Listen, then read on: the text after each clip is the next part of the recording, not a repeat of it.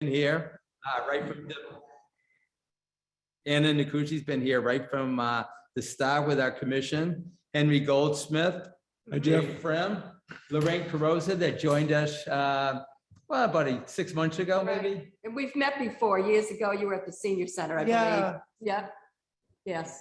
Bridgewater Senior Center. Gloria Lemieux. Oh, okay. Yeah. Karen Aker. And lastly, we have a guest today, Steve Solari on the end here. And All right. Jeff, welcome. We're prepared to, I know you have some topics to discuss with us. Yes, I do. And I also got your questions that you guys had, or that you have sent to me in advance.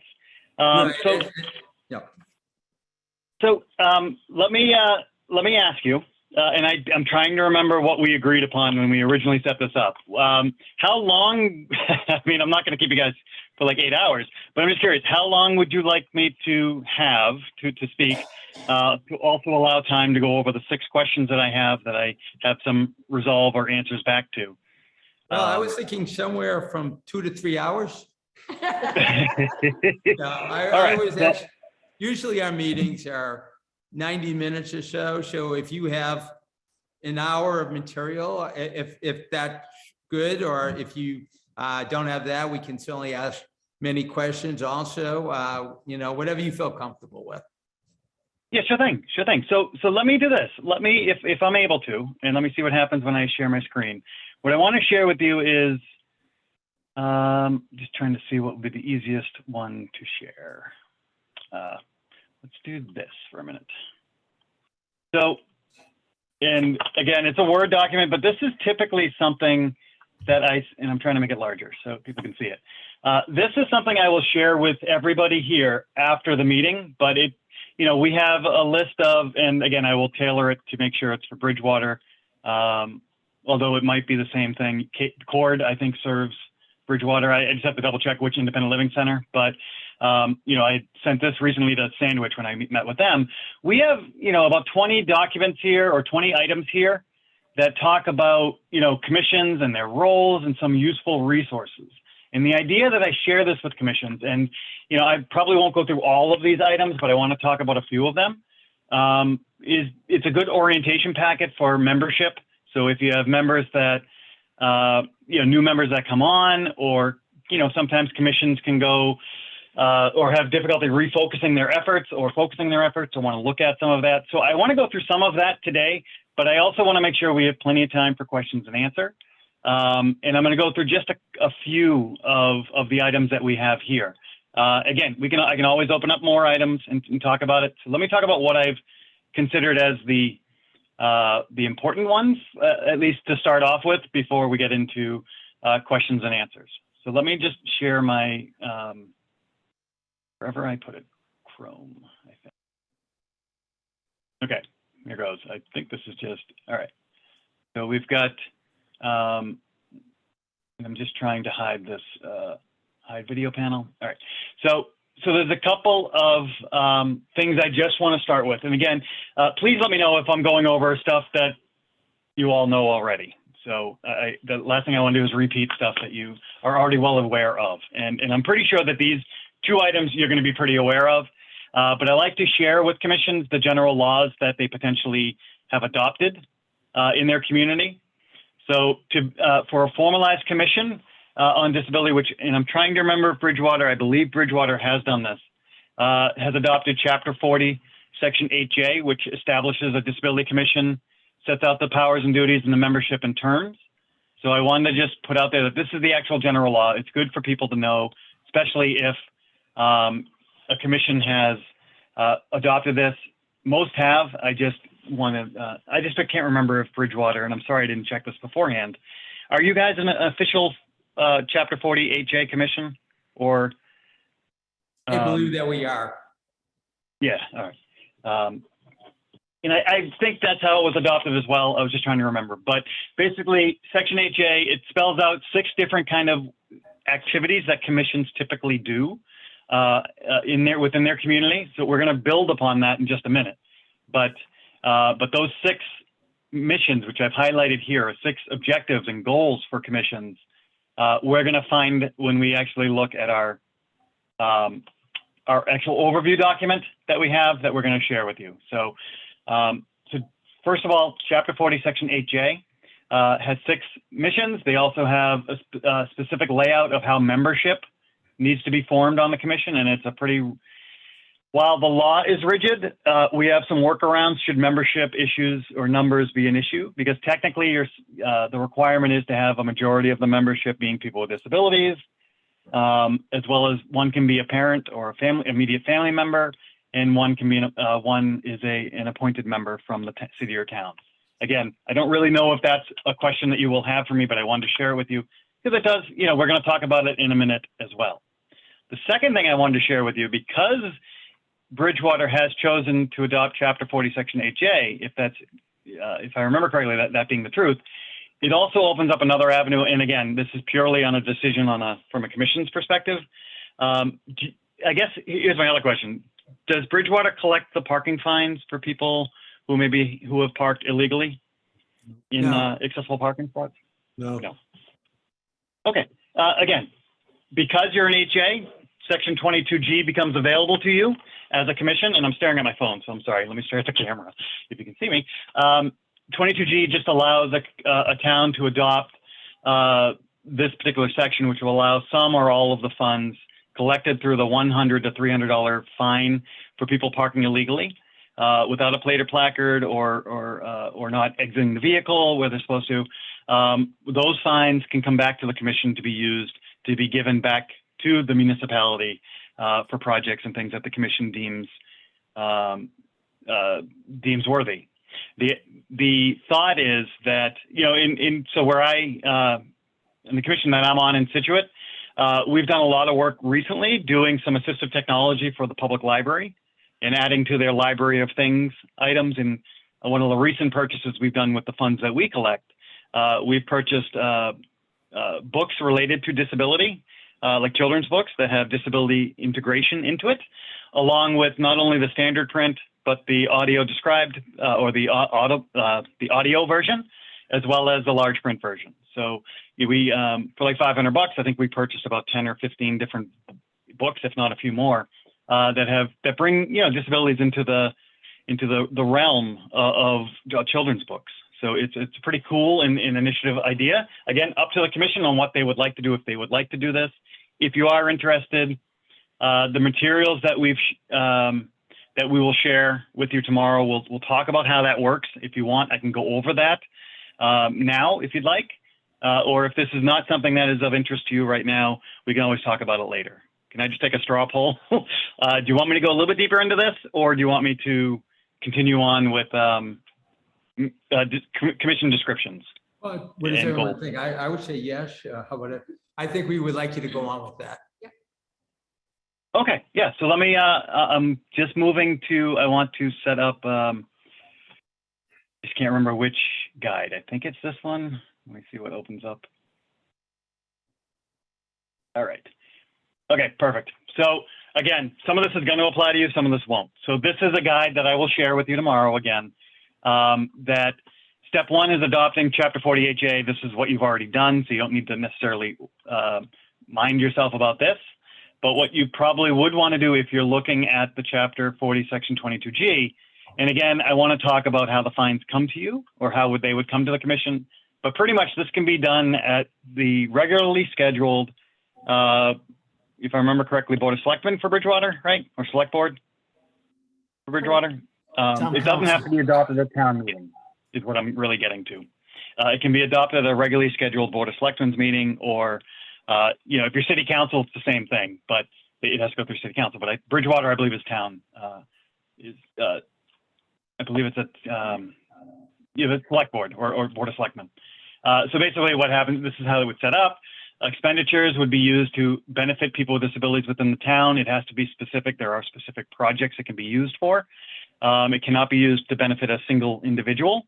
But so primarily we see commissions giving back to departments or municipal properties or municipal programs, as well as we've seen sometimes, because it's public funds, and an argument could be made for the public good, that we've seen commissions sometimes, you know, purchase, like let's say handicap parking signs for all the private businesses in town, with the understanding that they would install them. So, you know, those types of funds being used for that particular public good can be used that way. Again, we're going down a rabbit hole that we don't probably need to at this point, but the thought would be it can be used for benefiting people with disabilities within Bridgewater. And it's set up through a specific account that rolls from year to year. So it's a special account and it rolls from year to year. Unlike if you have a standard budget, which reverts at the end of the year, the 22G account would roll from year to year. So the idea is, and we tried to put this out there, that there is also a slideshow that we have that talks about other programs and other ways that communities use their handicap parking funds. But ultimately, the idea is once it's adopted, this is how it works. Basically, if there's an officer will ticket a vehicle for someone parked illegally, depending on what the person decides to do, if they pay the ticket, city collects it, collected monies are sent back to or some or most of, or, you know, depending on how what the agreement is with the town. It would roll into a separate 22G account for recommendations by the COD. If they fight it or dispute it, if the fine gets dismissed, there's obviously no money. If there's a fine gets reduced, well, the reduced funds would end up coming back to the commission. You would then use it to develop a budget for COD use. Again, you know, you can let it build or you can use it, you know, as money comes in. We tend to, in our town, just because we're a little bit smaller and money rolls in slowly, we typically try to save up and then do large expenditures for projects that we've considered throughout the year. Also appropriate the disability parking fines, which the commission will use it specifically solely for the benefits of persons with disabilities. Again, for public funded projects, really, or needs. And then you'd expend the disability. So the commission would come up with it and you would just ultimately send it up to your appointing authority and in your liaisons to ensure that it's being used for appropriate uses. And once that's approved, then the money can be expended. Oftentimes it's a line item transfer from that fund, from the 22G fund to the department that you might be funding. Like, you know, when we do the library books, they invoice us and we line item from us to them, and they end up with the expenditures. So it's a pretty easy thing to do if you're interested in doing it. So let me just pause here for a quick second. I'll come back to sharing, but I just wanted to see if people had questions or if I'm going too fast, or do people have questions about the 22G, either process or uses? Because the next part I'm going to go into is actually the commission goals and objectives. Okay. Before, I don't really have a question, but would you be able to send us a copy, or to me, and I can distribute to everyone else, a copy of all the information you're going over today? Because I did notice a member of our commission try and take pictures of the slides and stuff, and it'd be a lot easier if you could just send us the information. And if I wasn't clear on that, yes, I'm going to be sending you everything we're talking about today electronically. So thank you. I'll send it to you, and then you just distribute to your membership. But it will have those lists of 20 things. And there's also going to be items we don't talk about because we're just not going to have time to get to it. So, so let me. So any questions about 22G right now? If not, I'll move on to the commission makeup and membership. For some of those in the sample goals that commissions will focus on. And then I want to stop and really go into your questions, because I think there's a lot of meat there that we can talk about and get to.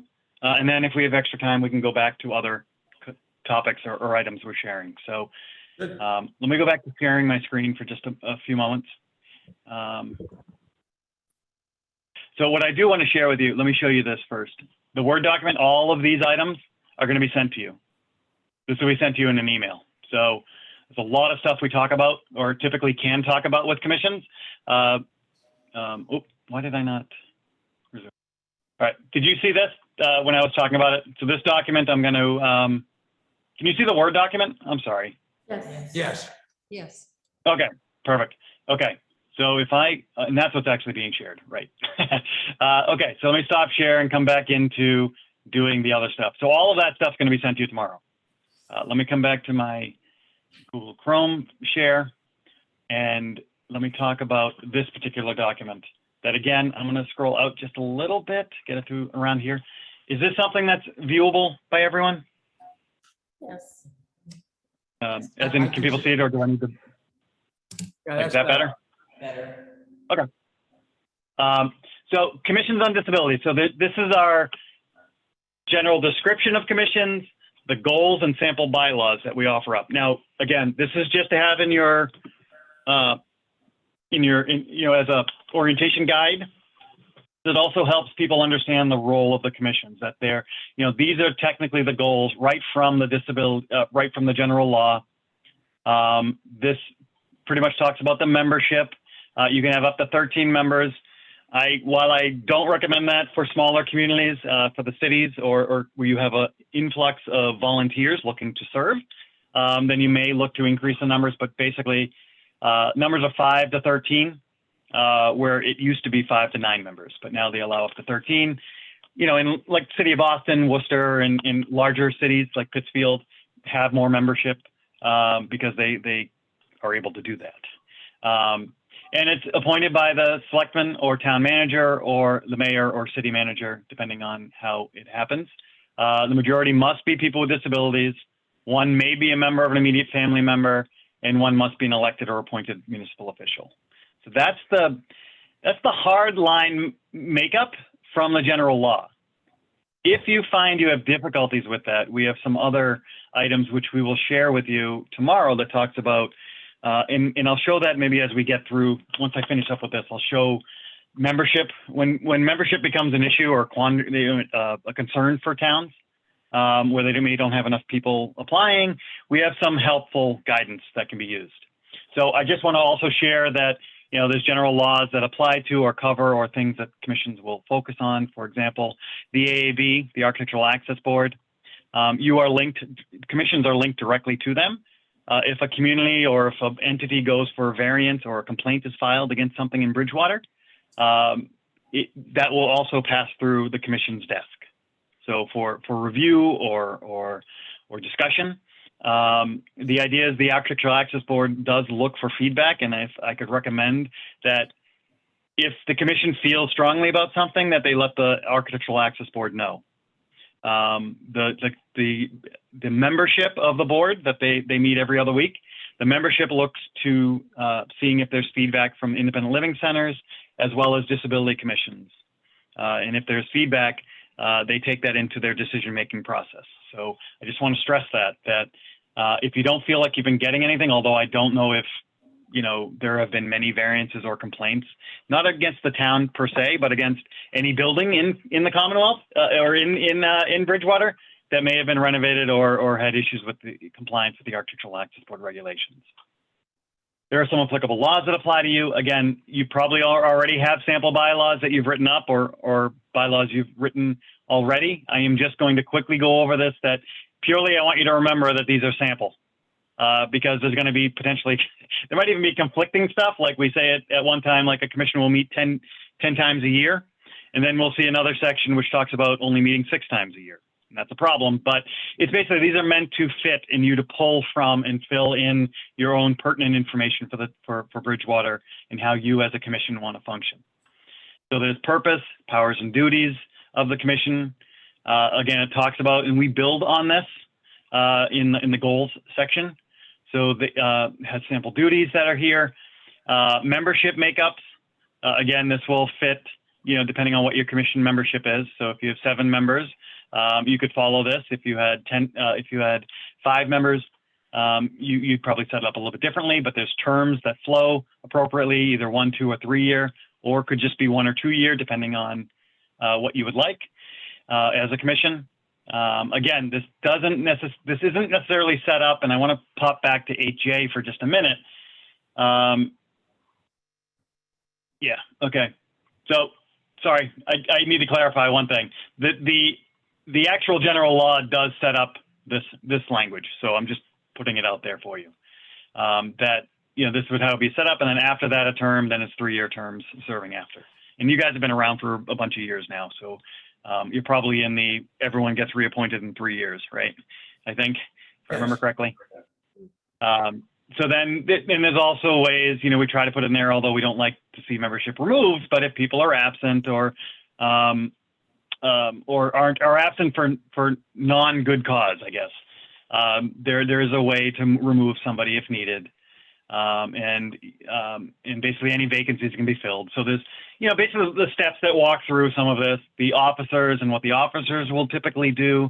It's an annual election. So you pick a chairperson, vice chair, secretary, and treasurer. I am the secretary in Situate. And while I do most of this, sometimes the chairperson takes on some of these things to help me out a little bit. Like she'll post stuff at the town hall. I get stuff on the website. So, these will fit whatever you need to have fit, but chairperson, vice chair, secretary, and treasurer are typically the officers that are there, that are in office here. And meetings, again, so like when I say regular meetings, she'll meet 6 times a year. We realistically see up to 10 times a year. Sometimes commissions take off a winter month, and sometimes they take off a summer month, depending. Again, you'd fill this to meet your needs, that how you would, and there's also a language for amendments into these bylaws. What I do want to spend a little bit of time on is the goals and options. So, the general law lays out 6 goals and objectives. And as a commission, you need to probably just, and again, you may have already gone through this exercise, but going through these sample, and there's 11 or so goals here that we call out. So we call out specific goals here. We give us some examples of what that might be, followed by followed by like what the actual objective would mean, and then some examples of how towns have met with that and worked out that goal that they've done. This is how communities have adopted it, or have pushed through and worked on accomplishing that goal.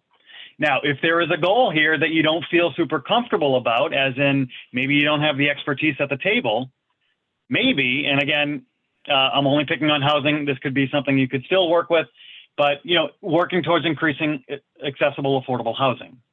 That could be something that's pretty difficult for your commission to accomplish. And if that is, then maybe this particular goal or objective is something you may decide that we want to treat this as a referral, and maybe we'll refer this out to the local independent living center or to the Mass Office on Disability, should there be questions that we get posed as a commission, or you can reach out to us or to the independent living center. And I would expect, because I would give you the answer, and then you could bring the answer back to the appropriate entity that reached out to you. So, you don't always have to just refer out, but sometimes that might be something that's just to help center you guys and help focus your work.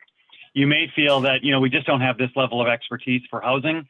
So if we get a question about that, we're most likely going to refer that out to either the independent living center or to MOD directly. Because that housing can get very complicated very quickly once we start looking at building codes and then comparing that to fair housing as well. But again, if you have that resource or that strength, then by all means, or if you want to learn more about it, I am sure there are ways that trainings can be made available that can go into these types of topics. Education is another one that sometimes commissions will potentially relay out just because it's a very complicated topic for students, but you can do more generalized work here as well. Again, all depending on who you have around your table on the commission.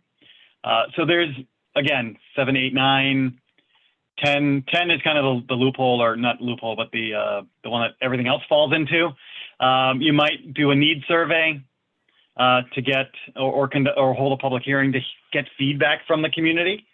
And you might set up an advisory commission or friends of a commission or associate membership to increase support, which could also help you build a pool of candidates that you eventually could fill vacancies that come up. So that's something to think about there. Let me pause my share, and I'm going to come back to see everybody, I hope. Can everybody?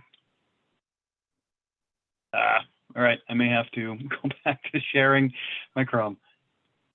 All right, let me stop the share. Let me come back to you guys. I have what I'm going to do is I do want to open one extra document. So if you can just give me 2 seconds, I will open the document. I think it's worthwhile having that conversation. Where did it go?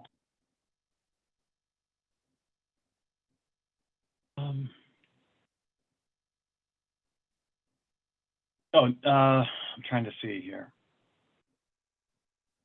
You know what? I don't think I was going to show you anything. I don't think I was going to open something. What I wanted to do is come back here.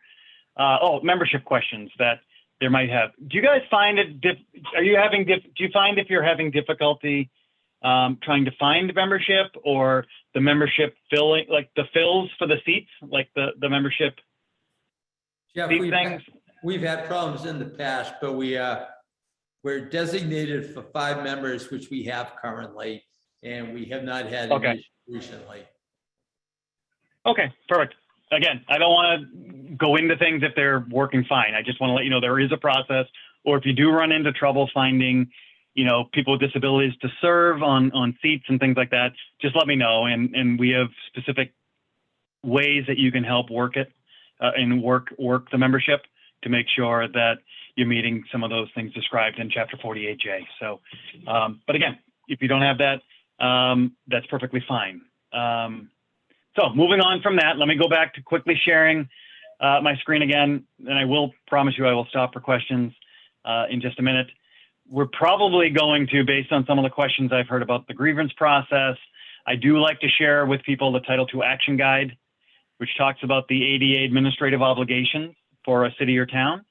And it talks about in detail about those 5 administrative requirements. So step 2 through 6 are pretty much the 5 administrative requirements required under the ADA.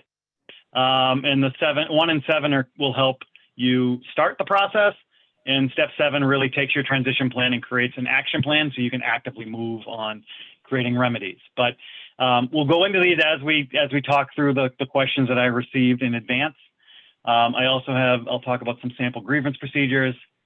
We also have another tool, again, that we'll be sharing with you tomorrow from the New England ADA Center that talks about a checklist for existing facilities. So if you've been asked, let's say, hey, can you check the bathroom at Town Hall to see if it complies with the ADA? Well, this particular tool, which is specific to the ADA, it does not incorporate our state codes, but it's a good tool to use. So if someone does ask you for that,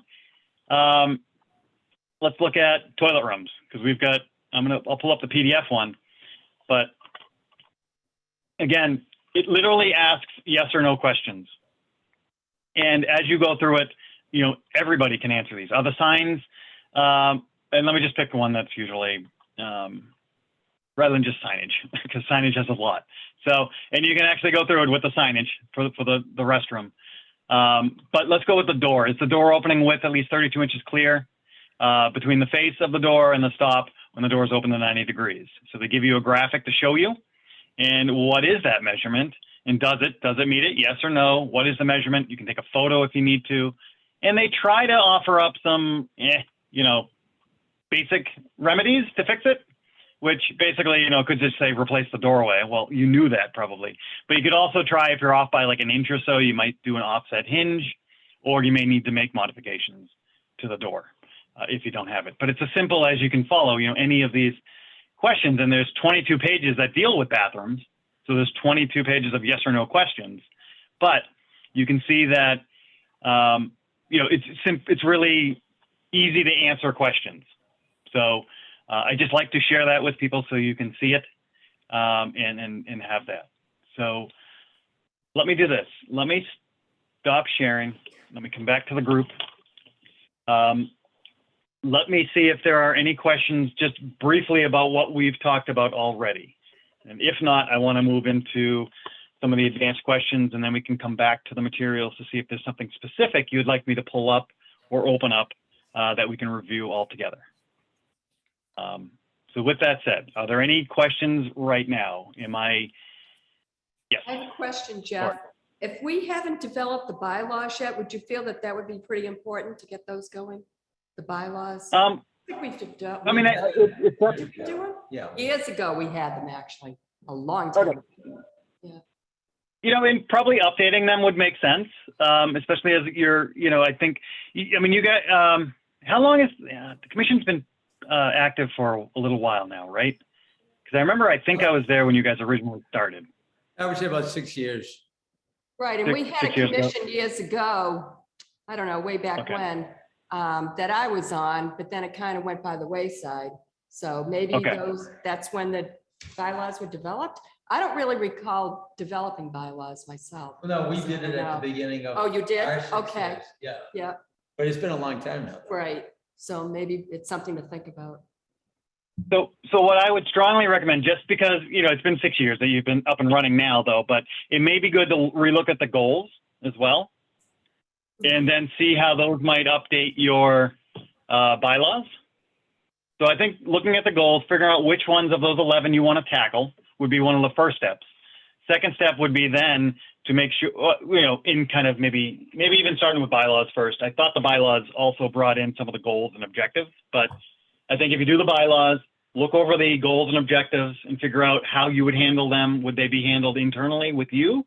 Would they have to be researched or referred out? You know, and that's pretty much your kind of guidepost of how you would do it. And as you learn more and more, and as things become more and more, as you become more and more educated in the process, as well as, you know, if you've got give you an answer on housing and you can use that in multiple various scenarios, then, you know, it's stuff that you can obviously move from the, oh, we're going to refer this, to now we feel comfortable taking these and we're going to help, you know, we're going to take them on as a goal. And rather than referring them out, we're going to handle them with us, as a commission. So doing those both, it might just be a good time just to do a quick cursory review and update them if you feel you need to. And I can, you know, if there's any sort of guidance I can help with on that, by all means, let me know. We can work on that. Especially if you have a question about the goals and what they really mean and what they should be, how they should be accomplished. We can work with you on that. All right. Any other questions, folks? Nope.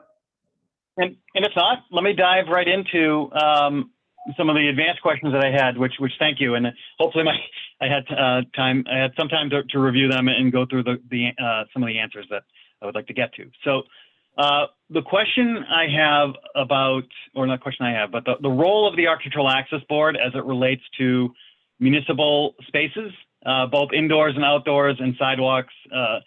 So pretty much with the Architectural Access Board, which is our state building code that pertains to construction in Massachusetts, we cover all elements with the exception of federal buildings. So if there's a federal post office, if it's like the JFK Museum, the AAB does not claim jurisdiction into that, into federal properties. They also do not extend their coverage or their regulations into, at this time, employee-only spaces. So the AAB is looking at public-facing elements. And so when you look at, you know, public restrooms, public buildings, public sidewalks, public trails, nature trails, playgrounds, outdoor developed areas, fishing piers, marinas are limited. So there's kind of a couple things. One, the AAB's regulations, the most recent one is from 2006. They are now in the process of restarting the regulation subcommittee to look at updating them. And they're actually going to be incorporating a lot of different codes to make it hopefully a one book state where you can come in and realize that if you build something in Massachusetts and you follow the Architectural Access Board regulations, you'd be meeting not only, like, so for example, if you're doing sidewalks and curb cuts, the AAB has those regulations already. PROAG, Public Rights of Way Accessibility Guidelines, which are federal, which have yet to be adopted formally by the Department of Justice.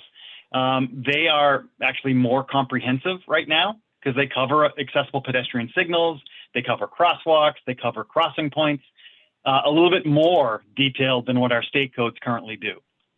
So although our state codes are really strict and really enforceable, so we have some very strong enforcement. So yes, sidewalks and curb cuts are covered by the Architectural Access Board regulations. They also cover nature trails, which I think is something towns are learning about now, although it's been a requirement for a while. But, you know, if you're doing a nature trail, depending on the level of extent of work you're doing, if you're creating brand new, then there's definitely obligations under 521 CMR for very strict compliance. And what that will typically mean, and again, I'm not even sure if that's what this question was meaning for, like outdoor developed areas, but just nature trails can be sometimes an issue because if you don't plan for it correctly, there could be some issues. So basically, if you're building a nature trail, the Architectural Access Board is going to have very strong obligations, and it's going to want you to make it look like it is in like a sidewalk, paved, hard packed, have all of these different elements, because the regulations don't differentiate between nature trails and an accessible route. So the Architectural Access Board has been working with communities that are looking to create new walking trails, especially during the pandemic. I know it's been a big outdoor nature and outdoor activities have been really built upon. So having outdoor nature trails is a pretty significant piece. But obviously, you're going to run into scenarios where you're not able to make everything compliant. Like if you have a cliff face, you're not necessarily going to be building an elevator out in the middle of the woods to get people up and over that cliff face. But what the AAB might require is a hard-packed type of surface that would get you to a location near there that people could get to, but know that they're going to reach a point where they will not be able to traverse longer. But that requires variances from the Access Board. And again, I know I'm going very strict on or very detailed on outdoor recreation areas, but pretty much the role of the Architectural Access Board, it covers all construction in Massachusetts, with the exception of 1 or 2 family homes, private clubs, which are truly private, and employee-only spaces. So if it's an employee restroom, technically our codes don't cover that. And I say our, but the state collectively, the Architectural Access Board's codes wouldn't cover an employee restroom, but it would cover a public restroom. So, if so the AAB has a lot of coverage. There's just some spots where they don't cover. And they do have very strong obligations for housing, very strong stuff for outdoor recreation areas under Section 19, but they're limited in some ways. And I'm just trying to think I'm sorry, I'm just drawing a blank. I don't know if that was what the question was related to, but any municipal project pretty much has AAB obligations, even if it's temporary in nature. So if there's a music festival that happens and the town is somehow sponsoring it and funding it and doing it, there's obligations for that will be triggered for temporary events as well, not only under the ADA, but also under our state codes. So for example, King Richard's Fair, right? That's open September through the end of October, I think. They have obligations every year when they open up their parking. The temporary parking, they're required technically to have a lot of accessible parking provided because that's what our codes call for. However, there are exceptions where they can lump all of those parking spots in a general spot that is better for accessibility. And if I remember correctly, it's usually towards the front near the entrance gate. If I remember correctly, there's a section designated there that they would direct people to who need the accessible parking. It just means it's on a better surface and it's a shorter route to the entrance. So there's some temporary allowances for the regulations in certain circumstances. So temporary events are covered. So I guess let me just stop there for a second and circle back with you. Is there a specific, is there any further expansion, I guess, you might want from me on that particular question of the role of the Architectural Access Board and what projects they cover? This is a training I could do for you guys that I'm trying to remember if I've done a community access modeler training with, or if you've attended a community access modeler training in the recent past.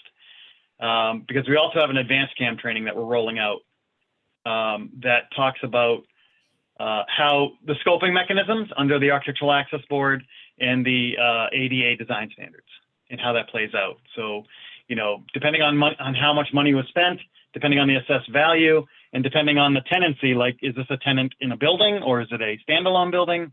There's a lot of things we look at to figure out what level of access we could look at or could require at a building. So there's a lot of history that we look at too. But let me just stop there for a second. Pretty much the AAB covers any public building that the public has access to, with the exception of federal properties and employee-only spaces. They do not cover 1 or 2 family homes. They do cover 3 or more multiple dwellings. Again, there's a lot of caveats to what I just said. but that is the generalized idea that that's what they have coverage on, or that's where they extend, we will have their coverage. Are there any questions or additional questions with that? If not, I'm going to move into, oops, I'm sorry. No, there was no question. Okay, all right. So another question I had was, what role would the Architectural Access Board play in grievances? So what I want to do is actually go back to sharing my screen, because I want to show you that Title II action guide, because the next couple of questions relate and have answers in that guide. So let me come back to that. I'm just trying to figure out which one. Let's see. Chrome.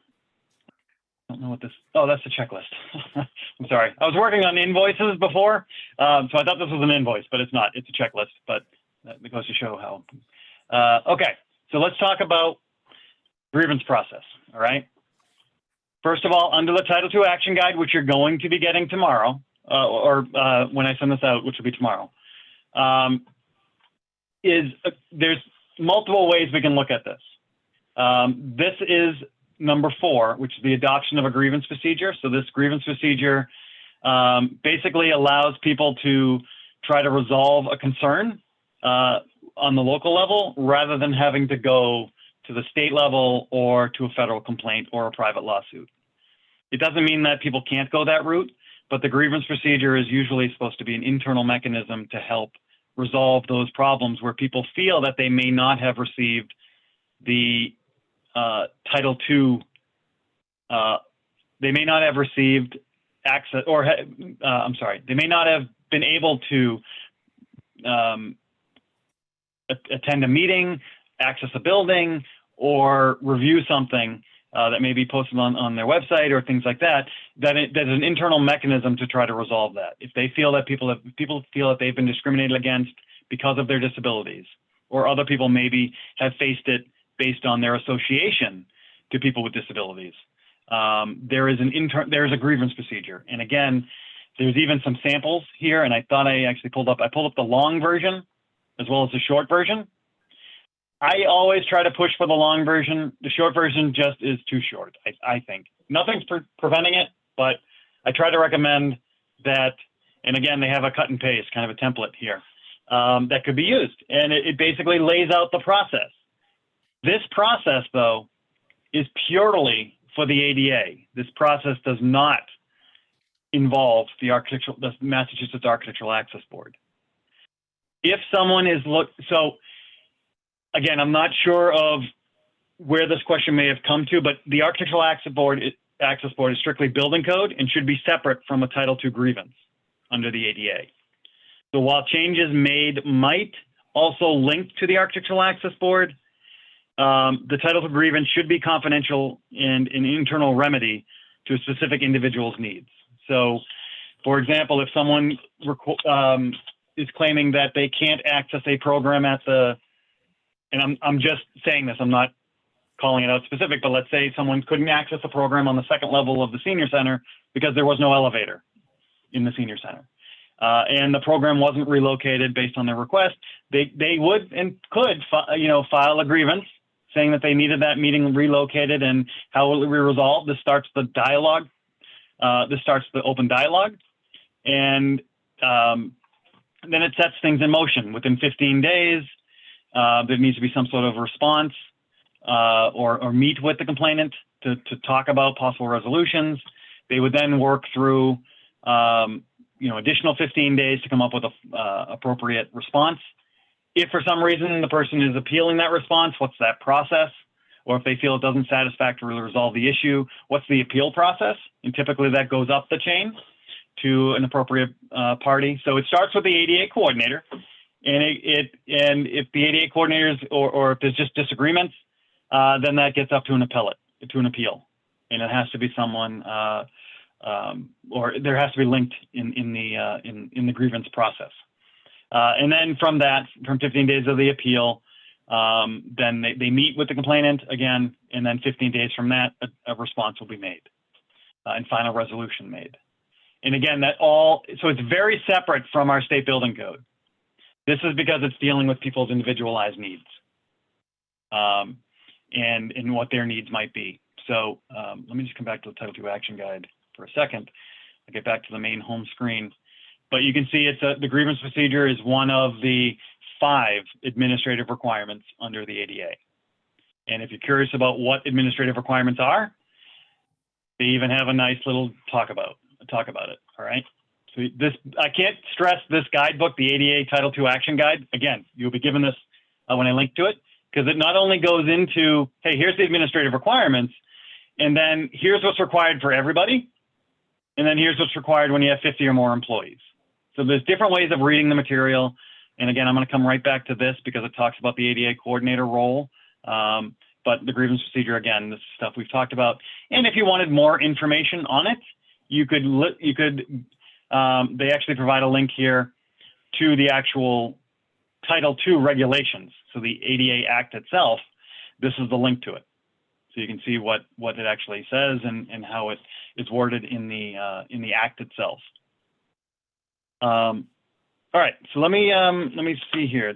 That question was related. Excuse me, Jeff. Okay. Yes. Jeff. Yes. Can you hear me? Yeah, I can hear you. Can I interrupt you for a minute with a real life case scenario that maybe you could frame the next question responses with this in mind? Yeah.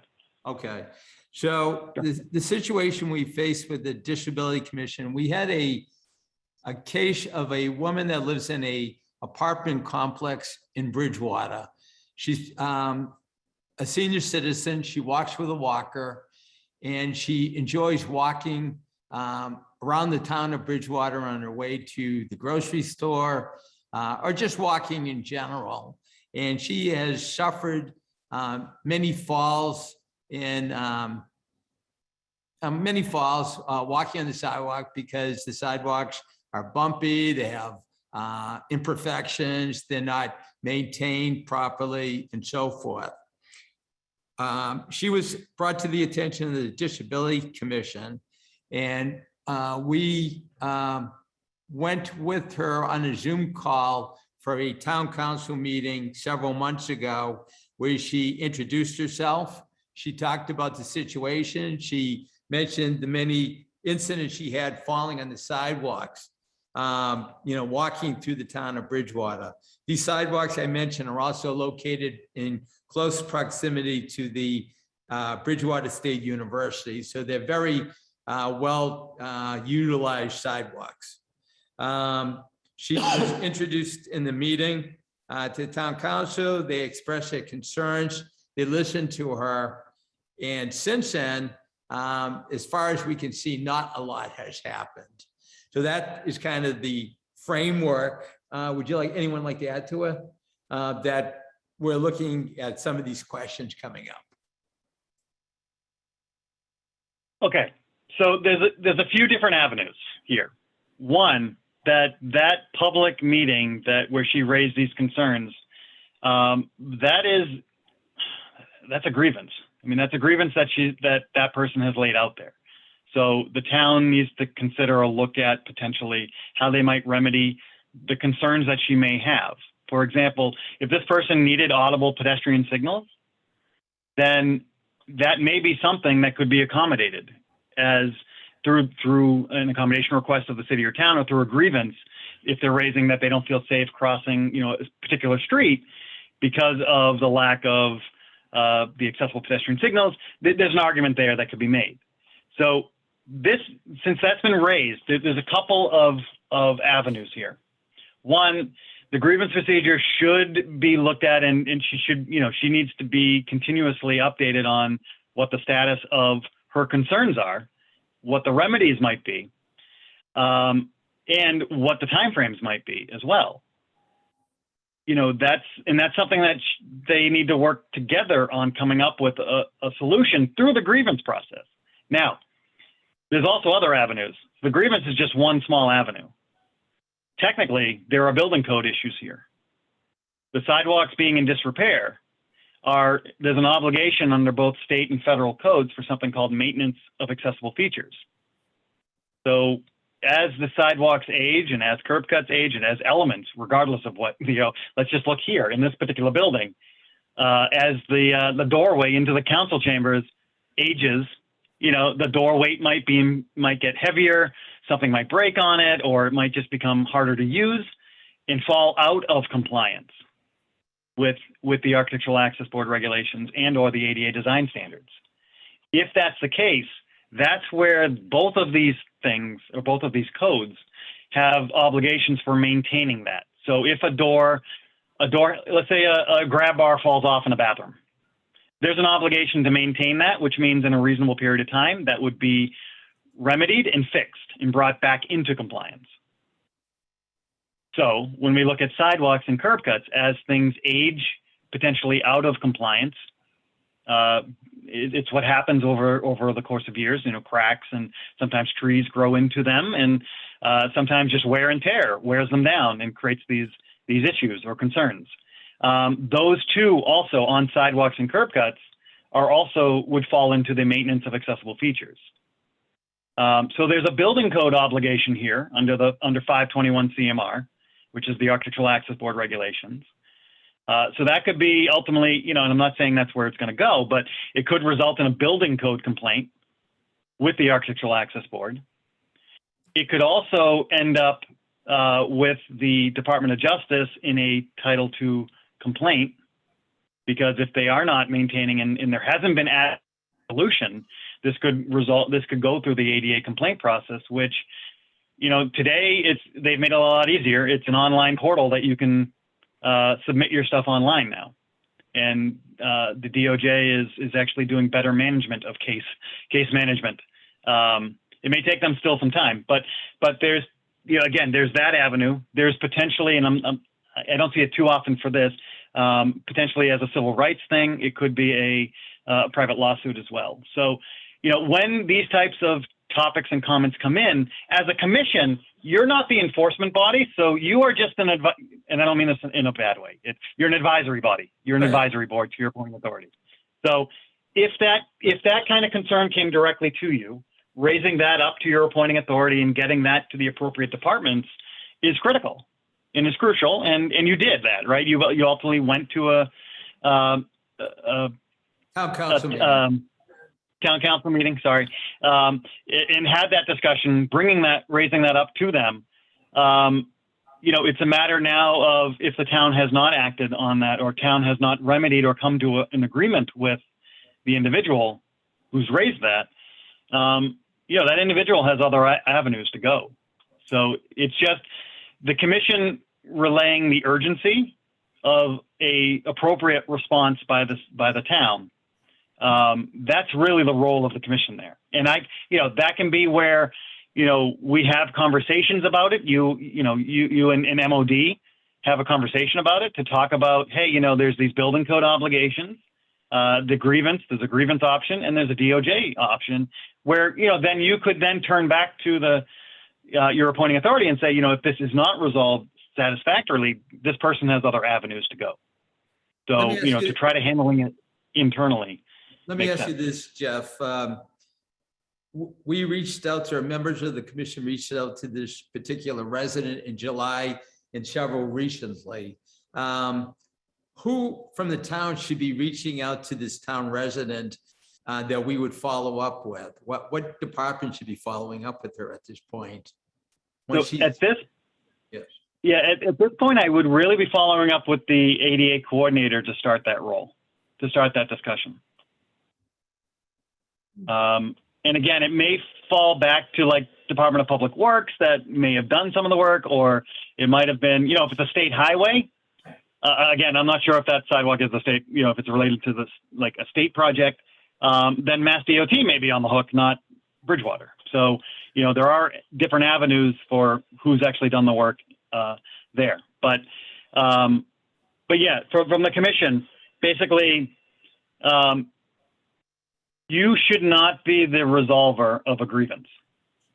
It's not, you can be consulted in generalities, but I don't even know if in a grievance, there's a lot of things that are kept confidential. So a commission should not really be divulging the remedies or resolutions of a grievance at a public hearing.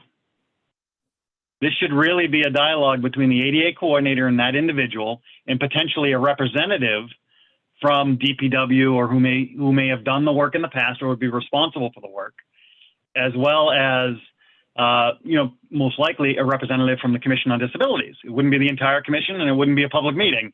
It would be a dialogue on that, and you as a commission would be attending there to just offer insight and possible resolutions or possible solutions. And so with that, I'm trying to remember the original question you had there. Where was I going with that? Other than, okay, so I'm sorry, I'm just having I'm drawing a blank just in my moment. So let me just recap that for this, the commission's role when citizens come to you with concerns or complaints is really, for this particular one that you're talking about, that specific scenario, that should be brought up originally with the ADA coordinator, who would then go to municipal departments to seek how this could be remedied or resolved through that process. And they can do that, again, since it's this particular thing, DPW and commission is probably one of the two people that should be consulted through this grievance process. So I would send the person there to start. So Good, Jeff, thank you. I have a quick question. Yeah.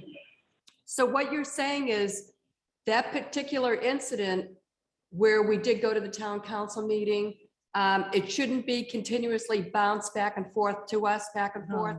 It should go, like you said, to the ADA coordinator, and that person who, initial is involved in the grievance. We're advisory in nature, like you mentioned. So it doesn't mean that we just keep getting bounced back and forth with it. Is that what you're saying? Because she keeps emailing us, or actually she, as mentioned, or actually we reached out to her to see what the status was. Should we be continuously doing that or not, or what? Well, it's good follow-up. It is really good follow-up, especially if she's concerned about not getting results. Again, I would be very cautious about how detailed the commission gets to make sure that you're maintaining not only confidentiality of it, so you don't have questions. No, exactly. Discuss it at this type of meeting here. That's why I was a little concerned when we get to specifics, like keep it very generic as we can. But I would expect that, so once you send this to the ADA coordinator, and you're also alerting your appointing authority that you're doing that, ultimately, yes, you probably want to follow up and make sure that your referrals have panned out, like that the person actually did go to the ADA coordinator. So maybe checking in with the ADA coordinator to see if they received that call of concern that the commission had received, and as well as potentially, following up with the ADA coordinator. That's really where you would need. And the ADA coordinator, in a perfect world, would draw you in if they needed to consult further with about a specific scenario. Right. And they would handle it internally, because that grievance procedure sets up how that's handled. So the ADA coordinator tries to work with the individual to resolve it. If unhappy, then it's appealed up to most likely it could be town council, could be your chief executive there as the appeal. But the commission, which should not be part of the appeal process and shouldn't be the grievance process. That's not your role. Right. Your role is to just advise and get them to that process, which is great, and then follow up and make sure that process is being followed. But at the end of the day, if even, let's say the town doesn't do anything and the person is just completely and utterly aggravated, as a commission, you would raise that up to your appointing authority saying there's been no resolve here and the commission's been made aware of it. And we're urging you to act because the person may go other avenues for remedy. And something like that. Again, this is a very specific case, but in a nutshell, really, you would get the person to the ADA coordinator, to the grievance process. That would be run, and you may be dragged in for some consult or not. But at the end of the day, it should be resolved within the timeframes laid out, and it should be satisfactory with both parties. So, and if not, then it can raise up to additional levels. But you, on your role, is just advising, saying, if this isn't resolved to satisfactory, this person does have other avenues to go. And we just want to caution you on that, to try to resolve it internally means, probably a better resolve to this. Right. Than going through a federal, either a private lawsuit or civil rights complaint, which you don't want, or through a building code complaint. Mhm. Great. Does Thank that Yes. make sense? No, that answers the question. I'm wondering, we attended the town council meeting. I'm wondering if the town council in their official capacity clued in the ADA coordinator to the situation. you. So, yeah, that I don't see. This is where education and training comes into play, which is, and let me just share one screen because I want to show you, because this has been something we've been trying to get people more educated on. But what I want to call out is under the Title II Action Guide, this is the function of the ADA coordinator. And some of the qualifications. So the idea is that they would be, and this is just in a nutshell, some of the ideas. Let me see if I can get it bigger for you guys. There we go. So they are not only to handle the grievance procedure, like develop the grievance procedure and be part of that, but they're also, working on training staff, boards and commissions on ADA requirements. So like the town council, when that person approached them, were they knowledgeable enough to realize this is really a Title II grievance and we should really be stopping the discussion at a public hearing and sending the person to the grievance process. Unless the town council was like, yes, we'll get it remedied right away, which I don't think they were. If that was the decree, then that's fine. But if it's going to be something they're going to need to discuss or investigate or research about the actual reasonableness of the request, number one, and also the accuracy of the request or what needs to be done, then this really should be sidelined for an official inquiry, which is the grievance. So it talks about some of these functions and some of their qualifications. So I just wanted, training is a big one, and training staff and other individuals on what the ADA requires is a pretty significant part of their job. So, at least for boards and commissions, once or twice a year, kind of going over some of those obligations, some of the responsibilities, looking at the transition plan, talking over what those department responsibilities might be. Like DPW probably has a bunch of items that might need to be addressed on the self-evaluation and transition plan, or Parks and Rec might have some stuff, or the school departments might, or town hall might have some stuff. So meeting with various departments on who might be overseeing those projects, in training them on what some of those obligations are or making available trainings. That's where the ADA coordinator helps provide that.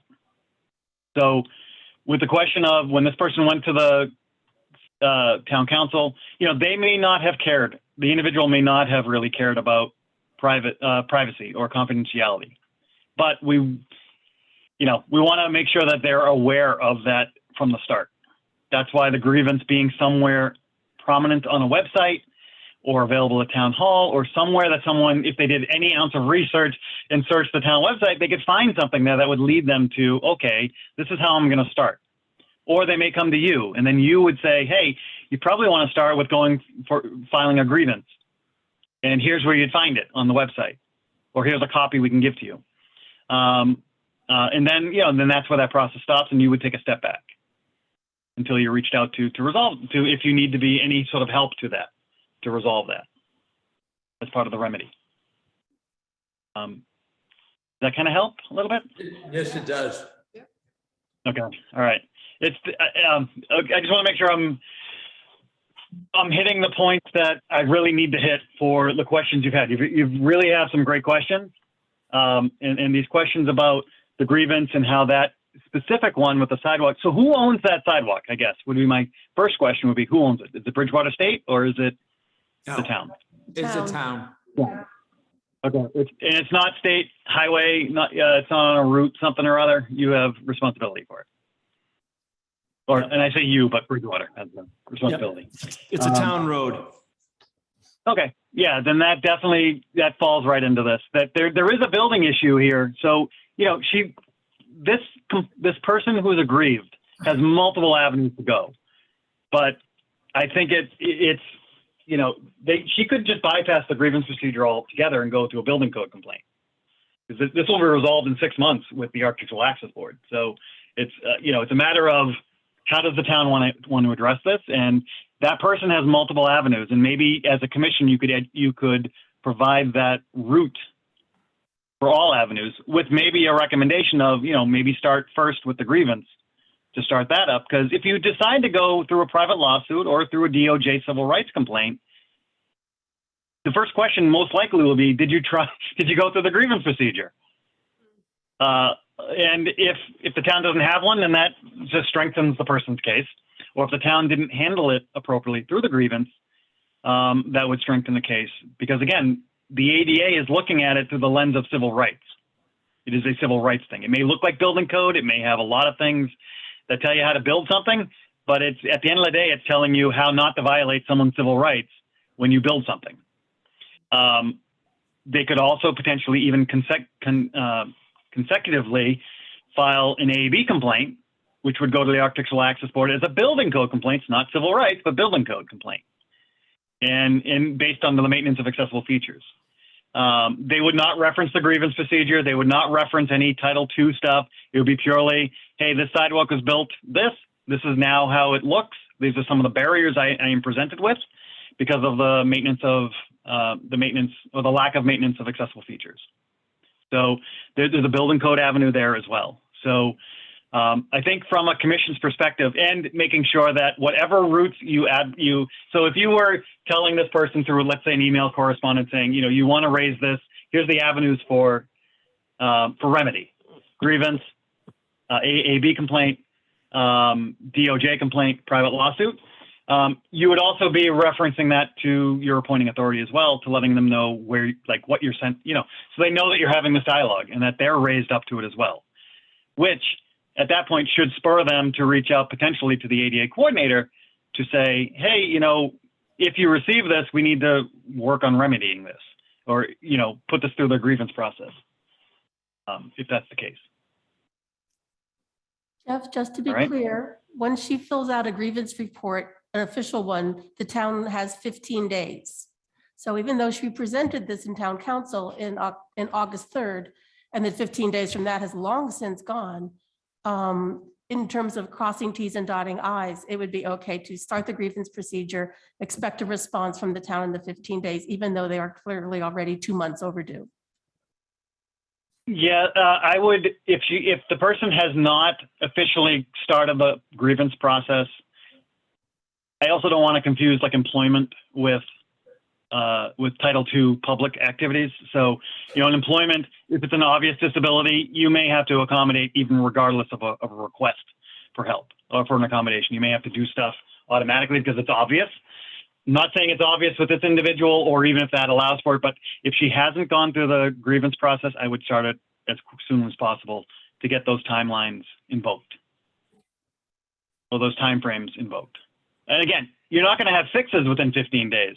There's the resolution to it. So it could be that, hey, we'll do some of these quick fixes by, trying to put some bituminous paving or blacktop on top of it to get over some of those things so we can do a temporary fix because next year we're going to be redoing the entire sidewalk. I don't know what the plan is, but that's part of the discussion and negotiation with the individual through the grievance. So if they haven't gotten there, short answer, if they haven't gotten there, they should start it.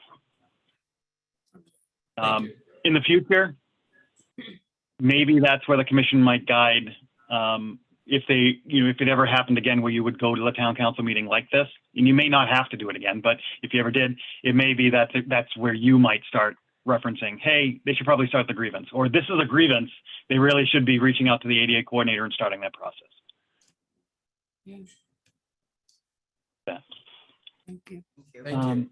Okay, so it's 3:23. I just want to make sure we're good if I continue, because I have a couple more questions I do want to go through, if that's okay. Everybody? Yeah, I think we're good. Yeah. Keep going. Okay. All right.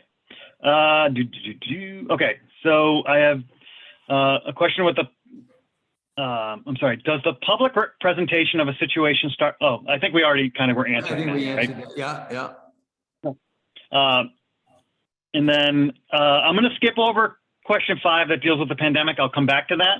But what I want to ask, let me see here. Oh yeah, so one of the questions was, do you feel the increased demand for the use of technology for people with disabilities, is this a disadvantage, like a Zoom meetings or keeping these remote or hybrid meetings? Is it a disadvantage or an advantage? So what I just want to anecdotally, because I haven't done a study on this, although I've seen BCIL has done some newspaper articles about the importance of maintaining a hybrid type of meeting structure, even post-pandemic, because people with disabilities are finding attending meetings virtually are so much easier. Right. Because they don't even have to leave their home. They have all their needs there at home. And if they, so let's say, just anecdotally again, we're having a public meeting here, right? And we are requiring people come in person to meet. And like we used to do in the old days. I used to run 2-day CAM trainings that would invite people here. They come back 2 days in a row, and but now I'm doing them virtually. So the risk or the concern and the benefits I think people are seeing is I don't have to travel to an unknown location and run into a risk of hitting a barrier that I otherwise don't have to encounter if I'm doing it virtually. So you're going to get both sides, though. You're going to get both sides. That some people learn better or have better experiences in person, while some people have better experiences from remote. And that's a judgment there. That's why the hybrid, I think, is going to be something we'll be continuing on even throughout or past the, once, if we can ever, truly get this under control. But even moving forward, even if we were to go back to everyday normal life that we had pre-pandemic, I think the hybrid option is going to be there still. So because we are seeing benefits, not only for people with disabilities, but from other groups as well. You can have meetings now, people from Greenfield don't need to drive to Bridgewater to come to a training or come to a meeting, or have to come to Boston necessarily to come to a meeting that we're sponsoring. So I think technology-wise, and we've actually seen this in our ADA Improvement Grant Program, we've seen a couple of applications this year for technology enhancements to help with the hybrid continuation so that people can attend remotely, people with hearing or vision or disability-related improvements to their technology. So I would, again, anecdotally, we're seeing this as better access than worse access, having the remote the remote participation option. Sometimes it's the actual programs that people have trouble with. It's not necessarily the access integrations. Like Zoom is very accessible, but if you don't know how to use it as a user, that's a problem because you might not know all of the features it has. That's a problem. So, right.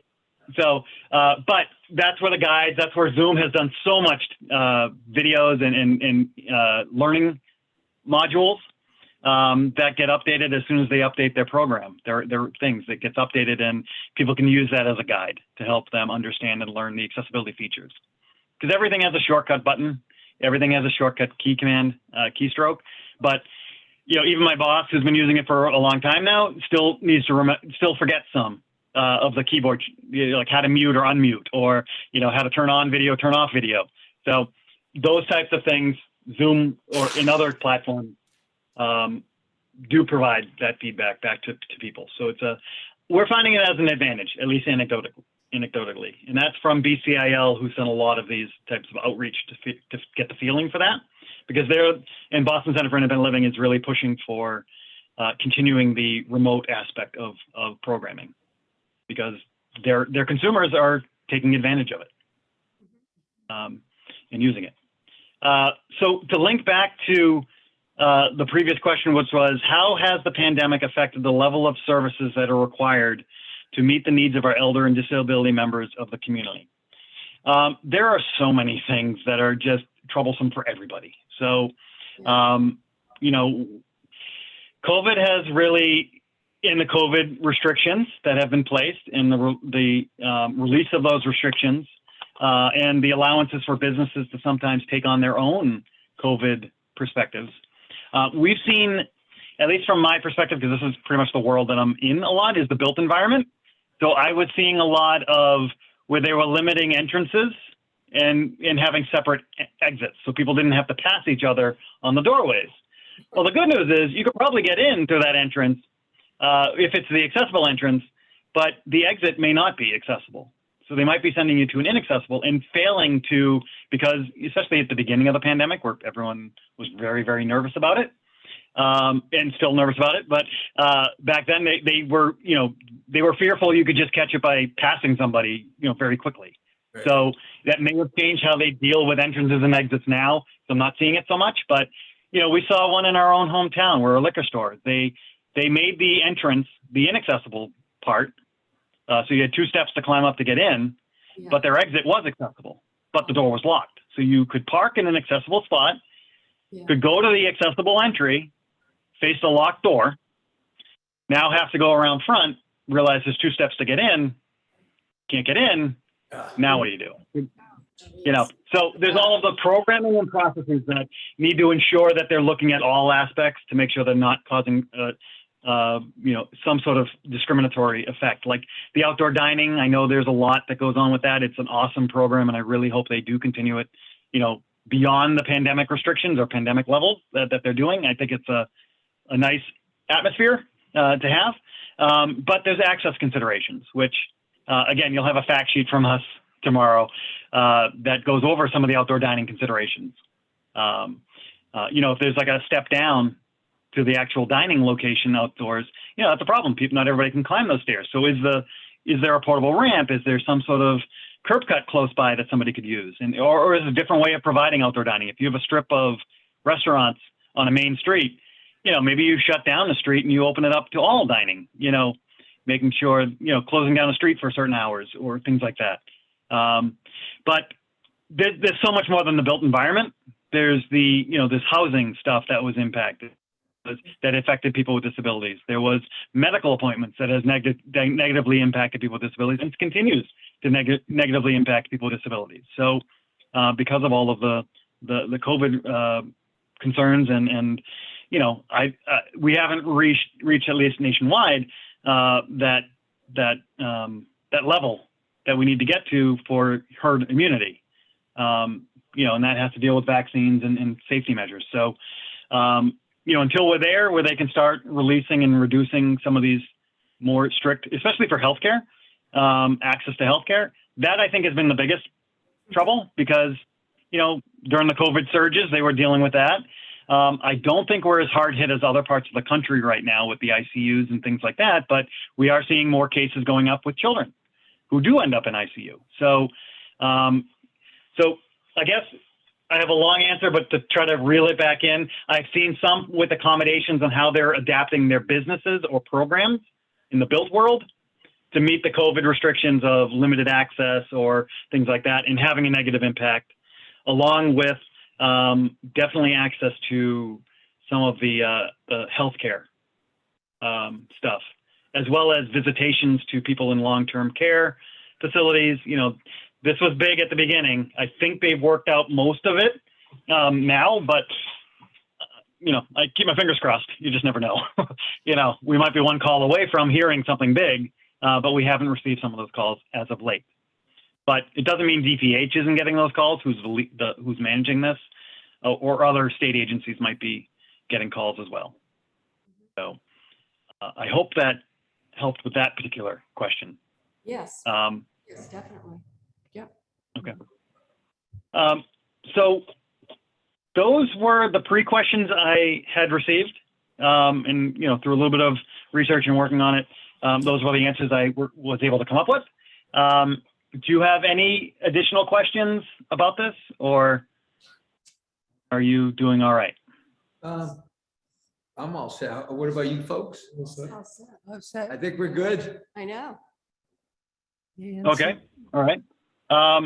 Sorry, I just, it's like the one time that I'm at a meeting using my real phone, I'm not getting nothing but phone calls on it. So it's a little bit distracting. I don't mean to, just trying to get rid of it. All right. Yeah, it's one of those things. If there, did I see a question come up with the woman in the, I think in the tan sweater? No. Was there a raised hand? I thought I may have saw, okay, if I didn't see a raised hand, then I will stop. Let me come back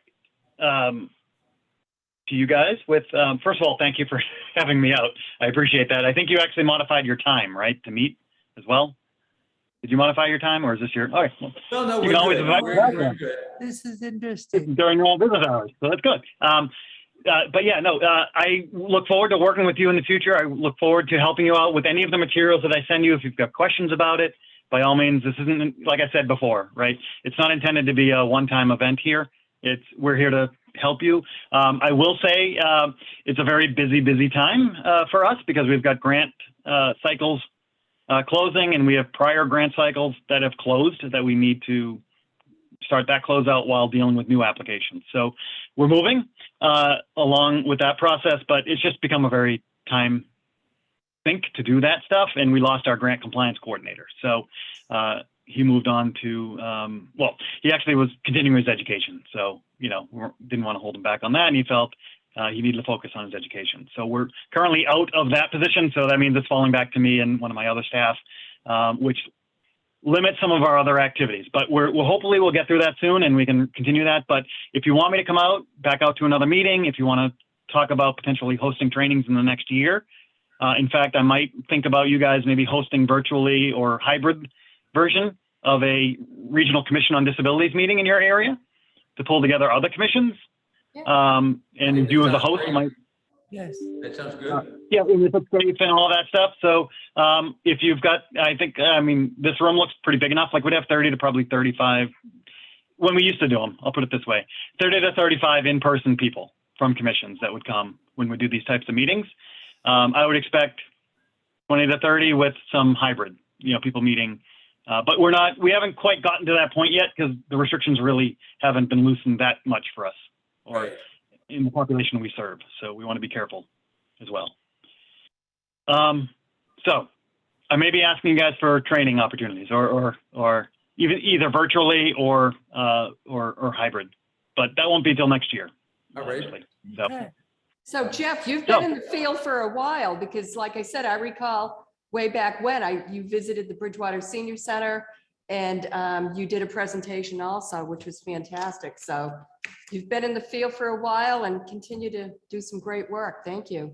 Really. It's- and thank you. And thank you. And yeah, I think with MOD, I've been there at least 21 years now. Yeah, Oh, definitely. That's what I But, thought. Yeah, yeah. It's been a very good 20 years, very busy 20 years. Yeah, that's Very busy great. 20 years. Yeah. Uh, Wonderful. Jeff, So, I just really, want to thank thank you for taking the time to talk with us today. I think the information has been very valuable and it's going to help us as we go forward. Thank you. Yeah. Thank you. you. Thank you so Thank much. you.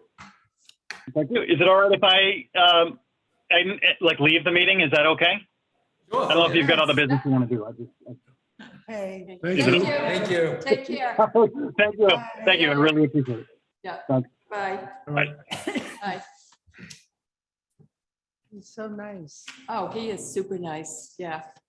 I've met him many So, times. yeah, I was Yeah. thinking about that we're not really responsible for what happened to that woman. I know, you kind of got to be Just- careful where you cross that line in Yeah. a sense. And you yeah, that was an know? interesting Yeah. situation. Yeah.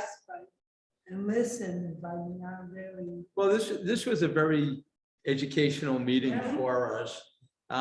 Thank you for joining us, Steve. I just want, your name was recommended to me to invite you to the meeting, and it was basically, we're all kind of learning what the ADA should be, and I thought you would enjoy being here with us. No, I definitely, like I said, the town manager about a couple of months ago told me that I was the ADA coordinator. I've been here almost 3.5 years, but I just found out that I was the ADA. Oh, And most of the time, the building inspector usually is to it's mostly for buildings, is usually my end. I mean, he says that I'm responsible for sidewalks. I'll look into that. Usually it comes down to towns. Yeah. Because going through the building inspector gets you pretty much for sidewalks and parks, you know, nothing's gonna come out through me. Because, I mean, I can go to a park, I can be the person in the middle, but sidewalks, your highway departments, your money for the highway department. You know, I know the town is doing a lot of new roadways and new sidewalks. I mean, I can get that information and find out. But I guess if the grievance has to go through the AD coordinator, it's me. You know, So I guess my question would be this, kind of back to my original question to Jeff. So the situation of this particular Bridgewater resident was brought to our Yeah. attention. We brought it to the town council meeting. Yeah. Do they raise issues like that to you so that you're even aware of it? Or No. does it just die there at the meeting? And that's a Clearly big just deal. It died. died. It does. Yeah, this is tough, it's being recorded. Okay. Yeah, but no, it doesn't. They're on the hook for letting it happen. I mean, Right. They can be recorded with us Right. saying like, look, Right. you guys had the opportunity to do something 2 months ago and you didn't do it. I am on the record. I am Karen Iker, and I am saying you dropped the ball. In all reality, like you just said, the grievance was already posted. So to me, the way I look at things, it's same with the building code, and is that if someone's been reported, it's already started, the legality is already there as far as going through. But again, I really, I know about the sidewalks through this woman's complaint through basically yourself and what I've hearsay through, you know, a lot of times I'll get information on the meeting. You know, we have a gentleman in our office who's he's an inspector, but he lives in town and he watches all the meetings. So a lot of times I get my information from him going to the meetings. You know, I don't really know, you know, what part of the sidewalks are the problem. Is it holes? Is it cracks? Is it unevenness? Is it, you know, there's a lot. I mean, I don't even know the facts of what the sidewalk problems are, you know, to the problem. So So to me, it almost sounds like this is an education problem for the town council and for the Mhm. town management, because they need to know what their next step should be in a situation like this. And I've had another similar case that we handled privately, but it was a woman that lives in High Pond Estates. yeah, That her son has disabilities, cannot walk in their private yard because of the roots that are up and above Right. ground. And it's like, she kept coming back to our group, but you know, a lot of these things should be going and being directed. well, that's easy one. 1 and 2 family, nothing. Right. 1 and 2 family dwellings, we get that a lot on homes. But on a 1 or 2 family dwelling, the ADA doesn't, it's the same. It's funny how you brought up the bathroom situation. The bathroom situation is funny because that always becomes an issue that, oh, I went to this place and didn't have a bathroom. Well, if it's a private, you know, it doesn't require a bathroom. In the building code, if it's under a certain amount of people, it doesn't require a building code. Another thing that was up on the board that you really have to pay attention to is this places of employment of under 50 people. Mhm. That 50 mark is very big in ADA and also in the building code. I'll give you one, for instance, if you've got a location that has under 50 people, I can have a lever and use a door. If it's over 50 people, you have to have a crash bar Right. to get out the door. So you get to that levels of you know, maybe emergency lighting. That 50 mark is very big in the building code when it affects everything. Right. It's for some reason, 50 is the number. But again, you know, we do have issues with businesses that, you know, when they're renovating bathrooms and this, and we do, I gotta be honest with you. We push handicap bathrooms. I always go into anywhere. And if someone's renovating a bathroom, I'll always say, I want a handicap bathroom. Now they could push back and say, I don't need it. I'm gonna be honest with you. I haven't ever pushed back because the difference between a regular bathroom and a handicap bathroom is literally only a little more square footage. Mhm. You got to put the toilet in no matter what, a certain high boy. You got to have a certain sink no matter what. Right. So really, it's the door swing. And a lot of times it's me looking at them saying, well, if you swung the door out, I would have my 5-foot radius. So, I mean, we do work with trying to, you know, always go a little bit more trying to get people. But if someone says to me, oh, I don't know, if I have an architect says, oh, it's a private bathroom, I don't need to meet that. Okay, no, that's fine. I mean, you know, you have the right to say no, and you know, I can't push it. I mean, there's a lot of entities. Like I was in West Bridgewater, they had their ADA group was, I think I mentioned, it was they were chasing a lot of pre-existing. And, you know, oh, I went to this restaurant and the door swings too much, or the walkway is in terrible shape. No permit was ever pulled. So I can't go and just say, you need to, now you could file a grievance with the ADA, but the building inspector can't do anything over there. I was just the building inspector. I have no say in the matter of that, you know? Steve, I'm wondering in your role as ADA coordinator, because it's not like ADA problem solver and I fix everything. It's just Yeah. kind of like, here, I have this complaint about sidewalks. In my job as building inspector, I don't do that, but the town does. And they've got this department.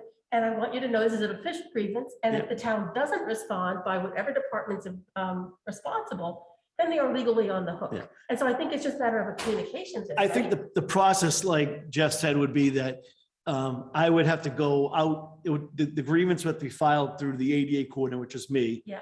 I would have to go out probably with a formal form, which I'll have to try to, I'm sure there's one around. I'm sure I can find something. And then be the liaison, I guess, between the person filing the grievance and the town. My only feeling on this is that the person, all they did was bypass and kind of went right to it. So what is the difference between me presenting it and the owner? It seems to me the owner, if you were trying to be, you didn't want to have your name out there. I can understand that, but this person didn't seem to be bother her. She did not mind saying that I am the person, I have the problem, because we do that with complaints. You know, there's certain complaints that I will go, if you have a complaint against your neighbor, you do have to say who you are. But if you have a complaint about something that is safety oriented, I don't. You know, if you don't like the neighbor's trash, well, you need to put your name on it and tell me that you're complaining. And most people will say, forget it, because they don't want to know that, well, that's the problem I have with neighbors going in between. But when it comes to safety, that usually, I don't need a name. I just, it's a safety violation. I'm going after the safety violation.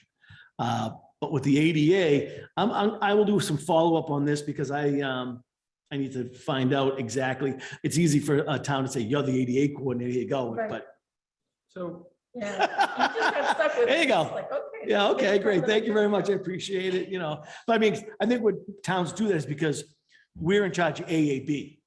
Right. We're in charge of 521 CMR. Right. And if sidewalks, public sidewalks are considered under 521 CMR, then I have to enforce, Right. basically not even as the ADA coordinator, but as the building inspector. Right, and he's saying that sidewalks are actually part of the AAB. Right. And yeah, so Right. that's. Right. Which would be a letter from the building inspector to the town manager's office that your sidewalks don't meet the requirements of the building code. Mhm. You need to fix it. Right. Um, And so then I guess that would be Then- the place where you're. well, and it's like, you've already went to that place, I- technically. I think to keep you out of Yeah, court. technically you already went to that place. So, Yeah. yeah. it's kind of getting late, so a couple of things I just wanted to kind of. Sure. So back to the resident of Waterford Village and where we go from here, because it's kind of been up in the air that she reached out to us, we reached out to her, and it's kind of limbo. Would we suggest that we reach out to her, and should we recommend Steve as the ADA? She would, if by what he said, that would be the route to go, that she would have to reach out to the ADA coordinator. So then what I would do is I would set up a meeting with most likely the highway department. And as he said, I'd contact you to see if somebody from this board would like to be there at the meeting going over the items. The only other thing I want to add to that, Steve, is these sidewalks were listed, they had the 3-year plan, is it? The 10-year plans. what 10-year Mike plan of mentioned the in the sidewalks, and this meeting. was done some years ago. It was Mhm. probably done, what, 4 years ago now? Lost track. And none of that work that we're, talking about was started, discussed, or moved on at all at this point. So that's something to keep in mind, like, there's a 10-year plan, but they don't seem to have a plan. All right, well, again, this comes down to the taxpayers of Bridgewater. Because if your officials aren't, I don't care, man, if your officials aren't doing the job, you got to speak up. If you don't, you get 3 more years or you get 6 more years. I don't know what to tell you. I mean, I live in East Bridgewater. And again, I mean, I'm on the board of assessors in East Bridgewater, so I'm pretty involved with, things go on. But again, things have to be, usually put into date, or if there's money situations or grant situations, they have to be looked at. But I mean, it's you really should be giving answers of why. You know, Right. if we can't get to it, if we can't get to it for 6 years, well, why can't we get it for 6 years? Or, but if it's a safety item, then we need to take care of it. I'm a big believer in safety outrules finance departments, CED departments. So, you know, And the town council must yeah, agree with you think that should happen. right, things should happen that are more priority. There, you know, I always said you should prioritize the most important things in a town. I mean, we have a highway department with not a lot of employees. I mean, I worked in East Bridgewater, I worked in West Bridgewater. West Bridgewater has 7,000 people, East has 14. This is 28. The highway departments in both those towns, 3 times the amount of people. I know. It's always been an issue. That says a lot. So my question is, why? Mm. Why? I don't understand. Yeah, so I mean, but that's usually the Yeah. taxpayers speaking to their council to find So, out. to sum up from our end of it, we will recommend to this resident Yeah. to Steve, and we'll, Exactly. The dialogue starts And there. just cross Yeah. the Ts, Yeah. I think you Yeah. can email her the form Yeah. that's on the website and Right. say, fill this out, mail it to Yeah. this address. That way Right. there's a document that goes with this. And to be honest, I think I remember, and a lot was going on at the time, so I might be wrong, that when she spoke at town council, I believe she may also have read the letter she mailed to Mike Dutton. I'm not I clear think on she that. did. she I think did. she did. So I think did. there is a letter Yeah. that is, Yeah. that has a. Well, I'll make it a point to speak with Mike, because basically he's the town manager, and I just want to know, Right. you know, that being made the ADA coordinator, what, you know, I also I don't know what was done in the past. You know, I could look up, excuse me, what Mike, who was Dave filled in, but Dave and Mike and Dave before Mike, what was done beforehand for those. I mean, when I was in West Bridgewater, I attended all the ADA meetings, just, you know, so it was, you know, it was, you know, I do what I can, answer any question I can. It's like I always tell everybody, people laugh, they'll say, oh, you got a $30 million building and you got a $1,000 building. I'll say, the $30 million building is easy. Yeah. The 1,000 is hard, because the 30 is being done by architects, engineers, Yeah. following all the codes, sidewalks, third-party inspections, sizes to handicap spots, checking all the grades for sidewalks, making sure they meet the percentage of coverage. Older buildings and people that aren't as involved is more work for me, which is funny. You would think more expensive. No, more expensive is great, because I'm dealing, like, you take the building, like the Webb building and the new, the big warehouse. I mean, those were built Yeah. perfect to meet all the standards of ADA requirements, and because they have to, because the insurance companies also insure these and finance these buildings are requiring them to meet every single. But somebody, small guy who buys a piece of commercial property, wants to throw up 2 construction, you know, bays. And I show up, and matter of fact, I had one, I showed up and there was a 6-inch step. And to the door, I said, what are you doing? Yeah. And he goes, oh, well, I said, this doesn't meet ADA requirements. Yeah. Oh, it does?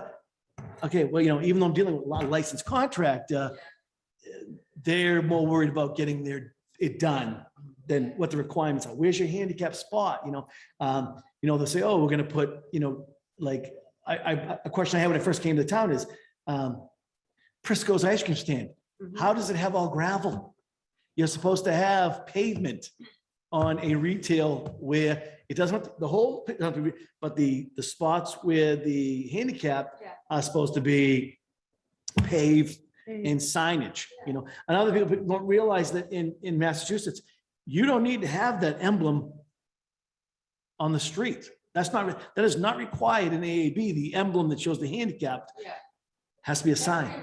Has to be a sign, Yeah. you know. But paint guys love to charge Yeah. people who do parking lots for the extra. I say, you don't need to. All I need is a sign at a certain distance up, and my first sign has to be a van accessible. Yeah. And then, you know, so I mean, there's, you know, those are the items that are easy for me. Right. You know, it's the ones that we're dealing with, older ones, or dealing with complaints of things that maybe it hasn't been kept up. Things haven't been kept up, you know, and Like maybe our senior center, you know, it was built way back. And it was- well, it's funny about the senior center. I know they're putting doors in. Yeah. So when Chris first came to me with the doors that he wanted to use, I said to him, I said, oh, that's nice. You're using this kind of door. I said, where's the sill detail? He goes, what? I go, Yeah. the sill detail. Yeah. Because if you're using an exterior door like you buy from a lumber yard, you know, a typical door has that, it's about 1 1/8 Mhm. down to nothing. Can't be used in a commercial. It has to be a separate sill put in after that. Can't be any more than 3/4 of in a roll. So the door, it came to me and they gave me all the energy code stuff. So I finally got a hold of the applicant and said, thank you very much for the information, but I would like to see the sill detail for these doors that's going into the senior center. I've got to make sure they meet handicap accessibility. Exactly. Yeah. He finally gave me the information and I was able to issue a permit. But those are the things that I always Yeah. check on before something goes in. Do you have everything that meets the requirements? Again, and that's why, like you said, a big expensive job, easy, a little door job. I've got to be there. Do I have this? Do I have that? Do I have this? To make sure it meets all the requirements. So, in all aspects, it falls under the person pulling the permit. I mean, even if I didn't see it and they put the wrong door and say, well, no, you're a licensed contractor. You're putting a door in the facility. Proves it, Yeah, right? Like you yeah. said with the permit. Yeah, Yeah. it is tough. It is, you know. Two things on the old business real quickly. Disability access to the Academy building update from Chris Hoffman. And I know we've been talking about this for quite a few years. I was very clear on the questions I asked Chris, and he's been very good about getting back to me. Have the doors been ordered? Has an order for installation been put in place? What is the current time frame for this project? What could future holdups be? He said that he suspects a holdup is on the material side. It wasn't ordered in the past like we had led to believe. And he's still feeling that the time frame should be by the end of this year, which we're only talking a couple of months. But he promised to get back to me in the next couple of weeks with an update, and I'll follow up with Chris. The next thing for old business, and we have a couple of town residents that are very adamant about this, the Academy building mailbox and the inaccessibility in its current location. Yeah. He said that that one will not be possible to be moved, but his solution is to add an additional mailbox that would be more accessible. My feeling is it should be somewhere near the two handicap parking spots, so it would be as close as possible for someone. He had also thought about maybe having a drive-up access mailbox where you could just drop it, but I don't see how we could do it in that small Yeah, parking I lot, know. because as you enter the parking lot, your car is still sticking into the busy traffic, Yeah. and you really wouldn't be able to come all the way in and do that. So Yeah. I'm thinking probably if everyone is in agreement, it's close to the handicap spots as possible. Yeah. As long as you're keeping the 36 inches of access way. That's the only thing you have to worry about is the 36 inches of access way for handicapped mobility. Any questions, comments on that one? And I'll reemphasize that I did not approve the location because I know that was brought up I know the person that was involved with it because Rob was taking care of maintenance and Robbie said, he says, you had nothing to do. I go, yeah. I said, but for some reason it said that I told them that they could put that there. So I just wanted to I'm not being thrown under the bus for nobody, Yeah. you know? So, I mean, I did not. Surprised that They didn't put it out further. So Yeah, that way it's funny how things happen because I know like the town of East Bridgewater, they incorporated it into the front of their building, but their building's flat. West Bridgewater, I think, is a mailbox, a typical mailbox that is put right there. I don't know, to be honest with you. I know the biggest complaint has been, and it will be, is the handicap walkway, which should be done in concrete. Right. But Now, Chris had not been familiar with a mailbox situation. I just feel like there's a lot of times things we discuss with the town just kind of go to a spot that doesn't get surfaced again. Right. And, it's like, who should be following up with it? And, we follow up and it just goes to a dead spot, it seems like. There's no feedback. There's no Yeah. communication afterwards. Yeah. So I will follow up with Chris in regard to that. He seemed Yeah. pretty confident that we could do an additional one easy enough. So we'll see in regard to that. And I did follow up with parking availability at the Academy building, because in the last few months when I've come here, it's always full, and even though there doesn't seem to be Bridgewater resident, what I call customers in the building, which means they're mostly employees utilizing the spots. So I will follow up with that again. Maybe they should extend the parking lot at the library and have parking for the workers. there, too. We are asked to park in the library. The problem is that, let's just say, starts from the top, works down. It's very easy to tell everybody else to do something and then look out there and see who starts. Yeah, Mhm. yeah. Okay, I even find that problem with the electric spots. We have 3 electric vehicles, and I cannot tell you how many times someone's parked in an electric spot down there. Wow. Okay, so I mean, it's, again, No communication. so I mean, there is a situation that we, and then we're all worried because this building is gonna now take 4 or 5 people over here. This is gonna become the temporary location. Well, they're redoing the building over here, and that's gonna be a location for the town engineer, water and sewer. Oh, you So mean you that? the oh, memorial oh, building. okay, that So one. now you're adding Yeah. 5 employees. Yeah. Where are they I parking? know. And the library is The li- limited parking as it is, My- and they my- have their program. My biggest issue is, They'll park at the library, and that's gonna take 5 slots what I from the mean. library. You know? well, my personal opinion is, Yeah. I know of a big white building parking up behind it that sits empty. Yeah, yeah. No, you're right. I only work here. Before we come up with the date for the next, Oh, yeah, yeah. before we come up with a date for the next meeting and adjourn, is there any questions or anything anyone would like to bring up? No, but this was a very informative meeting. It was? I think it definitely was. Yeah, Great thing to clarify that, our position. Yeah. You know what? Right. Just Yeah, Like a sounding board, and then we don't get involved in the resolution. Well, we're an advisory board and we can tell her what the Just rules are, advise, provide right. materials and Yeah. follow up, but we Right. can't really, we're not That's it. responsible for making the sidewalks better. I will look up some grievance applications or try to find out what maybe the state has to try to copy. But I'm gonna need I mean, some we sort have of, one for the town, it's on the website. Yeah, but yeah. In terms of your resolution, who knows? right. So I'll take some time to do that and look, see what I can Great, find. very We appreciated. appreciate your involvement. Yeah, I mean, again, I'm gonna be totally honest with you. I didn't really think that I had that much to do with sidewalks, but I guess I do. So Yeah. So you learned something. I then, did. huh? Good or bad. When they made you ADA coordinator, then you guys didn't raise yourself. Oh, no, that doesn't happen. That doesn't happen. So, Thank you. thank you very much. Very much, You all have a Steve. good day. Take it easy. I appreciate you being here. Yeah, and, I guess if you are talking to the lady from down there with the sidewalk, if we have to redo this, we have to redo the situation and maybe, we'll figure something out. Thank you. That's great. Thank you. Yeah. That's good. All right, thank you very much. Take care. Okay.